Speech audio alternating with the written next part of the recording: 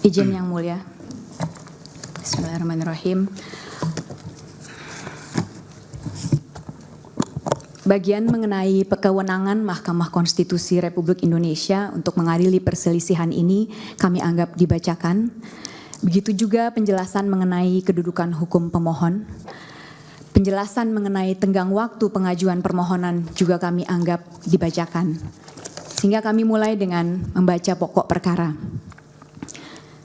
Perhitungan suara yang dilakukan oleh termohon adalah keliru karena seharusnya paslon 2 tidak mendapatkan suara sama sekali.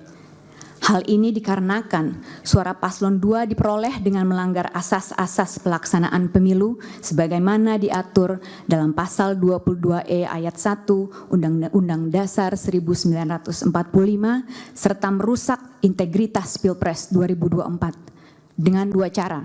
Satu, melakukan pelanggaran yang bersifat TSM, dan kedua, melakukan pelanggaran prosedur pemilu.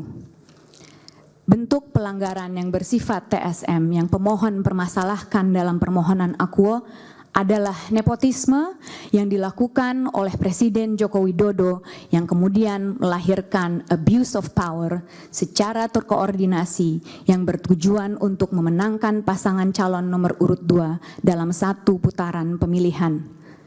Sedangkan pelanggaran prosedur pemilu yang dipersoalkan dalam permohonan ini adalah pelanggaran yang terjadi sebelum, pada saat, dan setelah penyelenggaraan Pilpres 2024.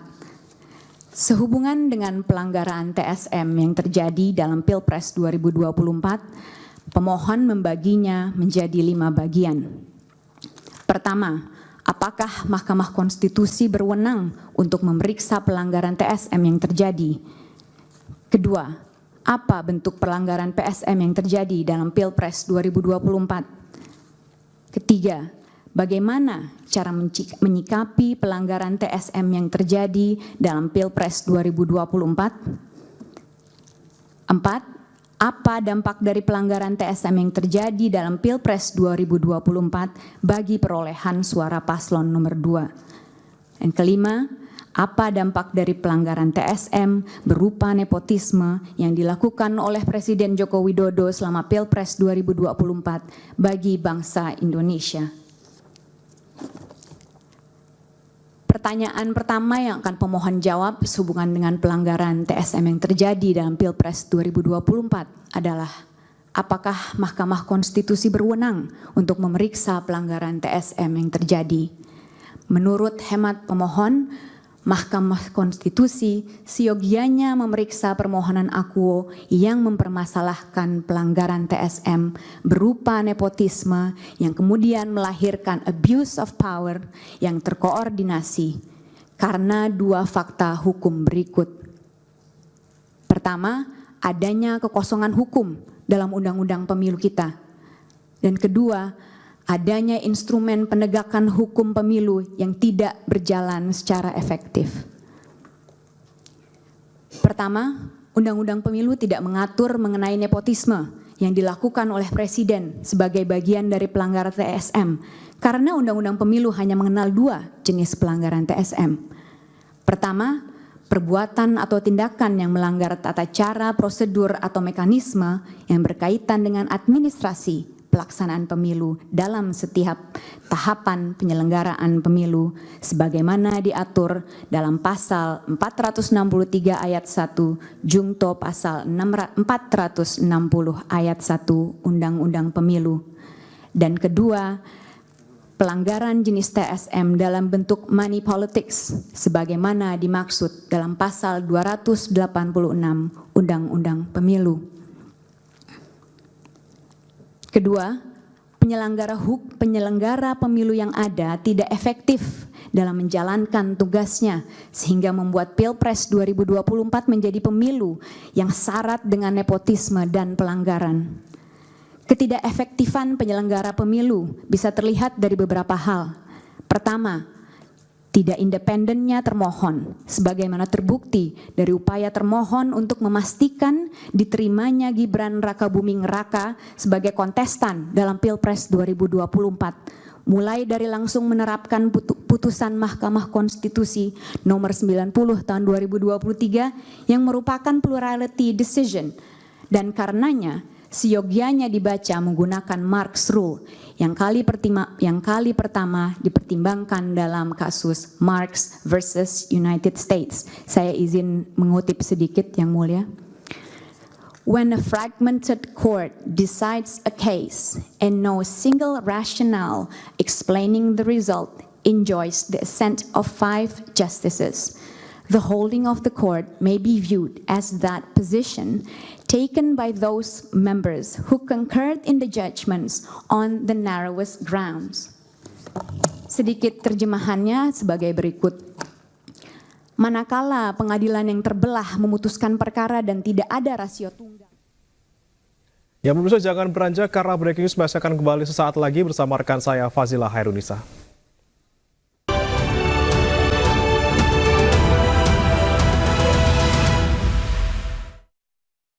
Anda kembali menyaksikan Breaking News, kali ini bersama saya Fazilah Hairunisa, dan pemirsa kita akan kembali memantau atau menyaksikan sidang gugatan perkara Pilpres di Gedung MK yang saat ini masih berlangsung. Hasil pemilu. Hanya dengan demikianlah Indonesia memiliki kesempatan untuk menyelamatkan demokrasinya. Pertanyaan kedua yang pemohon akan jawab sehubungan dengan pelanggaran TSM adalah apa saja bentuk pelanggaran TSM yang terjadi dalam Pilpres 2024? Pelanggaran TSM yang dipermasalahkan dalam abuse of power terkoordinasi yang dilakukan oleh Presiden Joko Widodo semata-mata demi memastikan agar Paslon 2 memenangkan Pilpres 2024 dalam satu putaran.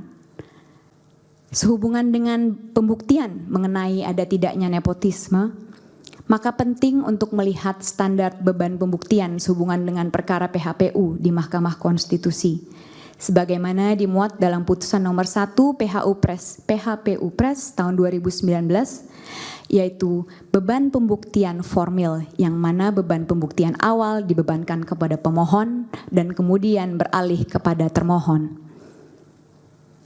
Jikapun yang dimaksud oleh Mahkamah Konstitusi dalam putusan tersebut bukanlah pembuktian formil atau balance of probabilities, karena perkara PHPU bukan perkara perdata, maka beban pembuktiannya pun sudah barang tentu berada di bawah standar pembuktian pidana, yaitu beyond reasonable doubt.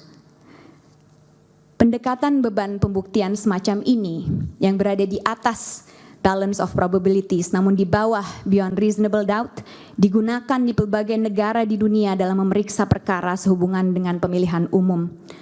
Dua contoh yang bisa diberikan sehubungan dengan standar pembuktian ini adalah di Malawi dan di Kenya, yang mana pertimbangan di Kenya adalah sebagai berikut.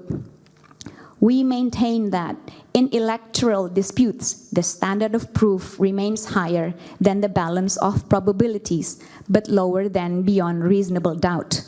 Terjemahan tidak resminya adalah bahwa pengadilan menyatakan bahwa dalam perselisihan pemilihan umum, beban pembuktian tetap lebih tinggi dari balance of probabilities, tapi itu juga tetap lebih rendah dari beyond reasonable doubt.